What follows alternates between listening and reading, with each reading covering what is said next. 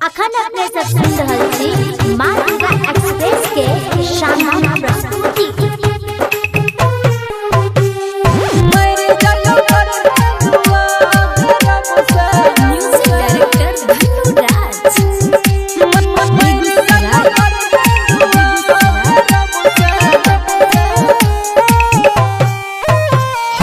लियो तोहर कौन गलती छोड़ दिलही तू दोसरा के चलती छोड़ दिलही तू दोसरा के चलती।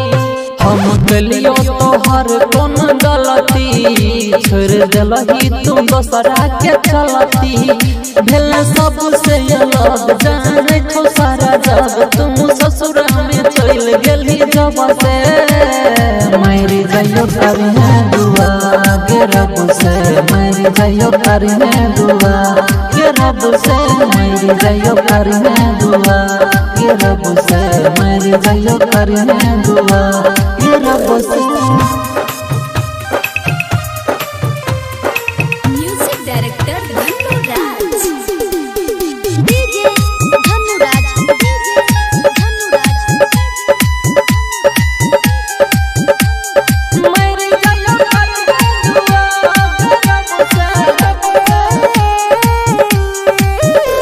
खुशी छीन लेलही दुखी के गेलही ना कुछ हमरा दिलही के गम के सिवा।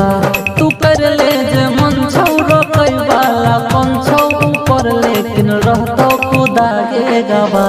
खुशी छीन लेलही दुखी के गेलही ना कुछ हमरा दिलही के गम के सिवा। तू कर ले जे मन छौ रोकै वाला कौन छौ ऊपर लेकिन रहतो खुदा के गवा।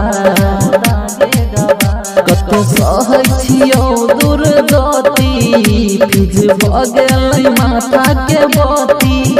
भेल सबसे अलग जानै छौ सारा जग किस मारै छै भीतरियो जब से मेरी जाइयो करिए दुआ के रब से मेरी जाइयो करिए दुआ के रब से मेरी जाइयो करिए दुआ के रब से मेरी जाइयो करिए दुआ के रब से। Music director Dhanuraj DJ Dhanuraj